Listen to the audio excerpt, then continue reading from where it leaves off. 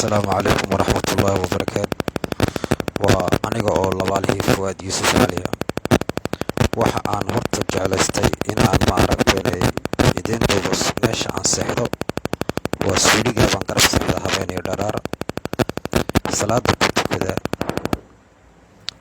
caagadaha biyaha darkiisiin baa la ii soo dhuraa oo daaqad shabeega la iga soo dhiibaa suuliga darkiisiin waxa ka soo baxa kaneeco maxay ahaydeen baranbaro darxi jirinqaa daqsi baa habeen dharaar oo dhan ku haysanaya wallaahi waa nolol adag oo qof bini aadana loogu talagelin inuu ku noolaado xuquuqda bini'aadamnimada aynan dhigin caagadaa baan ku daboolay si aan ma aragteen xawayaanka ka soo baxaya aan iskaga qabto inkastoo ay haddana hareeraha ka soo baxaan laakiinse alxamdulilah walaaka maanta ay bishu tahay waxaan marayaa 2 bilood baan maanta ay ku dhowdahay anoo maxsuusahay oo lay soo qabtay iyo ku dhawaanaysa waxa aan jeclaystay shabeega daaqada laga soo dhiibo inaan tuso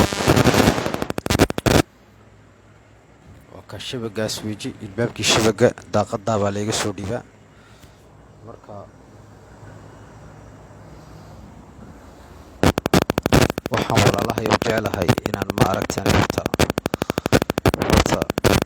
raggii aniga ma aragteen khaymay ugu horeeya ninka walaalkay xagga ku bartay barkhad cali cudum la ilaahdo waan ku saamaxay walaal waan ku saamaxay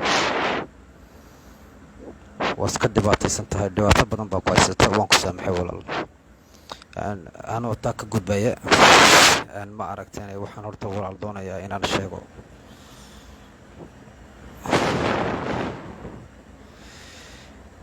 aniga wallaahi dhib badan bay gaadhay walaal dhibtaa badan oo ma aragteen aan noqoto galoonkayga oo aniga laygu dambeysiyey oo qof kale laygu bedelay magaciisii ninka laygu bedelayna ma jecli inaan sheego magaciisa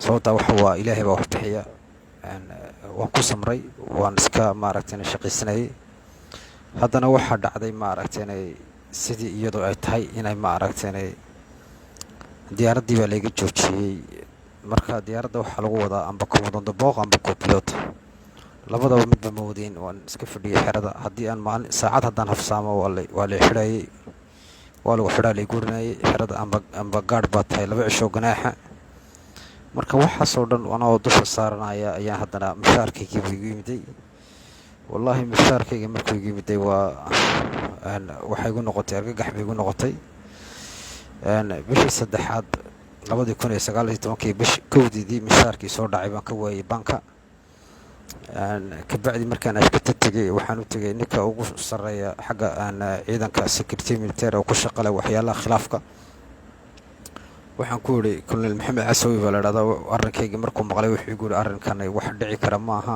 ciidanimadana kuma jirto sida darteed waxaan u yeedhaynaa ninka mushaarkaaga bedelay ee commando aadan abdiraxmaan sheer commando aadan abdiraxmaan sheer markii loo yeedhay wuxuu yidhi Fuad arrinkiisu waa arrin aniga baxsan waa isaga korneelka ka dhaxaysa ee korneelkiisa uu tago soo baryo wallaahi baryo ilaahay baa laga hoos galay waxaan yidhi war marxaba waa ku samray ilaa ma aragteen waxaan soo gaarnay bishii 8aad kowdeedii 2019 waxaa laga jaray kooraankii baa laga jaray aqalka waxaan yidhi bal u tag haddaba aqalka ugu tago maanta bay soo dhig oo cagaa qabso marka waxaan moodayay qof bini'aadan aan moodayay oo ma aragteen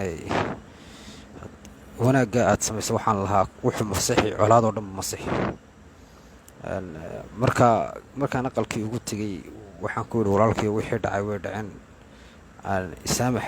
isaamax baan doonaya inaad xaggayga ka ahatid adna xaggaa ka ahaado mishaarkaygana aad ii soo celisid sababtoo allaydhkii baa aqalka laga jaray waana buka wuxuu igu yidhi soco anaa ka soo fikiray waan eegaynaa dib dambe ma aragteen ilama hadin dib dambe laydhkii iguma soo celin waxa weeji tii dembi askari baan ahayd wax dembi haddaan yeesho markaan dembiga yeeshaba waa layga marayay heerkayga oo ganaax mishaarka waa laga goynaya wax walba lagu samaynaya haddaad dembi samaysid tii anigoo ku samraya waxaa dhacday marka in haddii toole bankigii isagna ganaax soo saaro sababtoo lacagihii ayuu waayey banku mushaarooyinkii waayey ganaax buu soo saaray bil walba.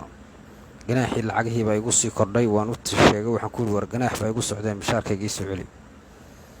marka isagu mishaarkayga wuxuu igu yidhi gacanta ka qaado oo askartaa la qaado oo saanka askarta hooseta gal oo nacam si karaamadii sharafta layga hadlayo oo haddii toolada nacam laygu tunto.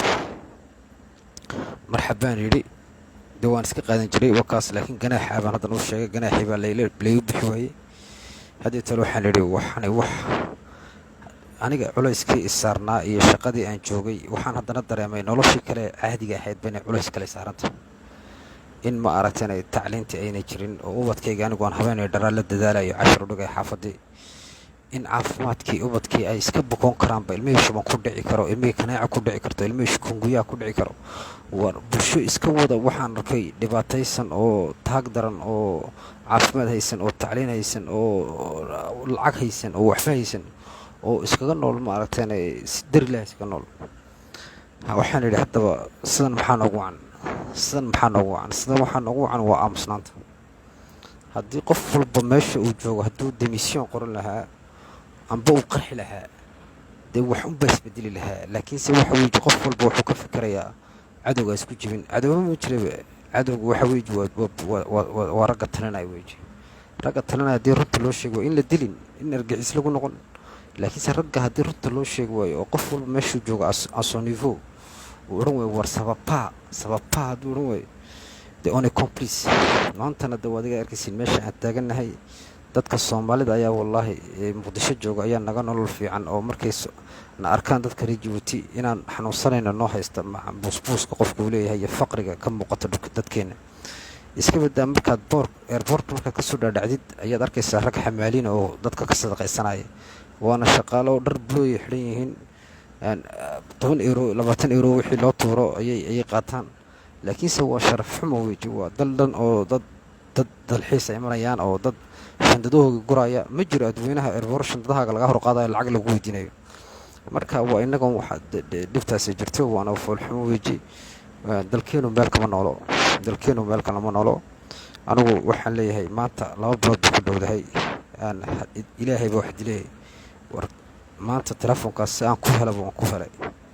si aan idinla hadlana intaana ilaahay saacadeeda dhammayn ayaan jeclaystay inaan runni sheego. war dalkani uu burburay. diin ma haysto, caafimaad ma haysto, tacliin ma haysto. dadku waxay ku nool yihiin darxumo, daranyo, cadaalad darro, dulmi, wax walba lagu nool yahay. anu waa runtan waan sheegay. anuu xabsiga ku jira weliba runtan niisii sheegay. ilaahay baa wax dilay kaalayo na dila. ilaahay baa wax dilay. haddaad wax dishiin kaalayo halkaa igu dhex imaado ani dila. sababtaa ma doonaysin inaad wax bedeshiin. waxa aad doonaysin mar waliba ummadda inaad isku dirtiin, ummadda inaad khilaaf ka dhex dhaliseen. marka waxa aan leeyahay taasi halkaa markaan kaga gudbo, anu waan dhamaystay. aniga iga nixina wax rajoon xaggiina ka sugay ma jirto. laakiinse runta waan idin sheegaa, amba dalkan wax ka bedela amba ma aragteen amba wakaas. laakiinse shicibka reer Djibouti waxaan u sheegayaa dulaysta inagaa isdulay walaalahyo.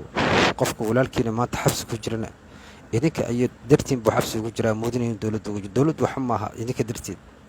idinku haddaad dibadda usoo baxdeen wax waliba waa hagaagi lahayd. qofka xabsiga ku jira ayaa hagaagi lahaa. xabsigan walaal cunto laguma cuno, nolol laguma noolo, daranyo iyo darxumaa lagu nool yahay. waa qof muslina waxaa halkaa ku dulman, idinkuna aad seexanaysiin, aakhirana waan la weydiin. waxa aan la hadlayaa sheekh xuseen cali, cabdiraxmaan barkhad good, cabdilaahi nuux, dadka cabdiraxmaan bashiir.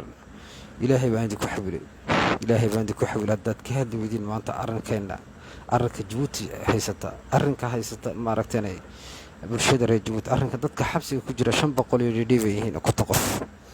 haddii aad ka hadli weydiin ilaahay baan walaalahay nagu xawilay. taasi halkaa baan kaga gudbayaa. culummada siiba waa in laga hadlo. sheekh xuseen cali taa markaan xagga ka gudbo, waxaan la hadlayaa faamilkayga. waxaan leeyahay awalwelina ooyina. sababta wax farxad leh qofkiina markuu qabto ku farxa, mushxarad sameeya. xabsi buu qof kale ugu ooyina. maxaa heedanay qofkaasi hadduu xaq ku dhinto mushxaradii sameeya. aniga ilaahay baan igu dheershay qofka ii soo ooya. aniga qofka walwala ubadka iyo noloshan waxa maaragtay waa waxa u noolnahay waa ubadka.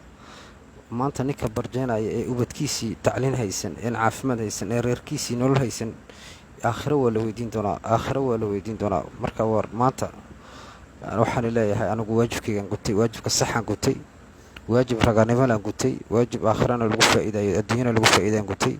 marka ooyinayay masxarada shicibka reer Jabuuti waxaan leeyahay ilaahay idin qabto. anu wax aan naga qarshay ma jirto. waxaan idin huri karayo oo dhanba waa idin huray, shaqadeedii baan idin furay si aan maanta wax u bedeli karno oo idinkana wax aad uga faa'iidaysan kartiin. sababtoo maanta faqri baad ku wada nooshihiin, 80% baad faqri ugu wada nooshihiin, shoomeerinimo iyo daranyo iyo darxumo. marka dadka waxaasoo dhanba inay wax iska bedelaan weeji.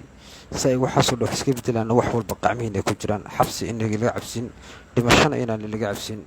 wax maanta noloshaad ku jirtiin wax idinkaga daran ma jirto, wallaahi wax idinkaga daran ma jirto. marka anu waan iisoo ducaynayaa, ana iisoo duceeya. saacadda fideoga aad aragtiin wax dhib walba waan la kulmi doonaa, si walba waa lay geystay. alxamdulilah rabbilcaalamiin. jirkaygu waa u xanuunsanayaa.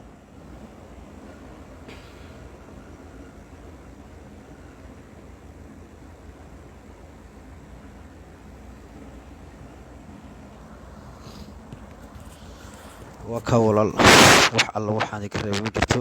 alxamdulilah rabbilcaalamiin. jirkuna wada xanuunsanayaa. iisoo duceeya walaalayaal. wax dhib oon sheegan karaya ma jirto. laakiinse waxaan idin sheegay war cabsoonina walaalahayow, cabsoonina. tan aad ku jirtiin baa wallaahi idinkaga daran haddaad maanta xornimo ku hadashin. marka war waxaan doonaynaa maanta waa kalsooni, waa caafimaad, waa tacliin, waa nolosha oo dhib yaraata. kooraan noqoto, biyaha noqoto, kooraan soo gelista noqoto, dalkeenu dal bilic la noqda oo muulal leh oo diimis lahayn.